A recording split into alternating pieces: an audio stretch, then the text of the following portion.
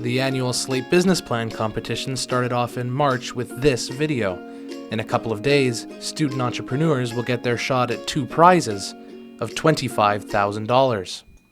One of those competitors has built his business around male beauty products. Funding for the entire company comes from his own pocket, and the inspiration from personal experience. When I was 19 years old, it was my grade 12 prom, and I woke up and I had acne across my face, so I didn't know what to do. I tried to find a solution. I couldn't really find one, so I went and, like any young son, I consulted my mom, and she told me, why don't you just let me put some makeup on your face? And I thought, this lady's crazy. She wants me to use a woman's product, a woman's makeup. And then by the end of the night, I still couldn't find a solution, so right before the prom, I said, okay, just do your thing. I bit the bullet. I decided to man up. And when she was done, I remember looking in the mirror and being like, this is what makeup does for women? Like, why doesn't this exist for men? With the $25,000, Grella hopes to go to New York to advertise Man Up. But competition is strong this year. Aeon Attire is a breakdancing group performing here in a chapel at the University of Toronto.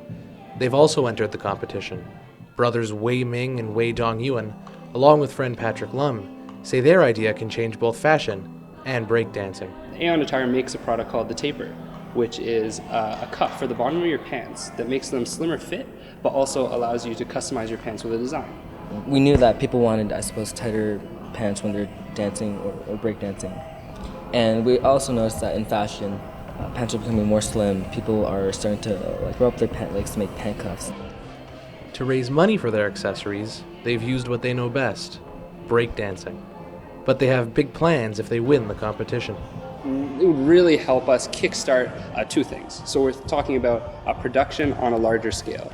Right now, we make orders out of Scarborough, and we just want to ramp up the amount of production that's happening in the factory to keep up with the demand for the tapers. People haven't seen anything like this in Asia or Europe either. And the funding would help us expand the brand and the product and take it overseas. While Aeon Attire has high hopes, being a student entrepreneur can be costly. Sean Wise teaches entrepreneurship at Ryerson. This will be his 5th year hosting the event. I think our students have great ideas. I think even in this economy where it's much easier to launch a startup than it was 10 years ago, you still have costs, server costs, technology costs, plus you might need a developer. $25,000 can mean the difference between giving it a shot and calling it a day. Only 6 finalists get to present their product at the Ted Rogers School of Management. Man Up and Aeon Attire didn't make the cut, but Reiku did. Operating out of Ryerson's digital media zone, the company provides an on-demand service where students can find tutors online. Donnie Yu Yang is the CEO of Reiku. I started Reiku because I was an entrepreneur in high school. I started to do stuff in high school. That was something that I was interested in. And I didn't really have that much time to do academics. And I had a lot of trouble getting the grades that I needed to get. And the quality just wasn't there. And from that inspiration, Reiku has even garnered some media attention. We want to be able to make it possible that each unique student with their own unique learning style is able to learn from teachers who are specifically and individually most qualified to teach them. This is Yu Yang pitching his company on the Business News Network a few months ago. But why does he think Reiku has a good chance of winning this competition? Because we're awesome? I don't know. The Slaight Business Plan competition is tonight, and Yu Yang arrives to represent Reiku. He's on last, so he watches 5 other groups present to a panel of judges. And then, it's his turn.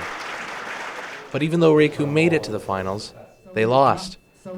2 other groups went home with the prize, and Reiku, empty-handed. Losing the competition was an obvious setback for each of the student entrepreneurs, but it was not the final step for any of them. The owners of Man Up, Aeon Attire, and Reiku all plan on taking their companies well past graduation and turning their ideas into careers. I'm Matthew Kennedy, reporting for Ryerson Broadcast News.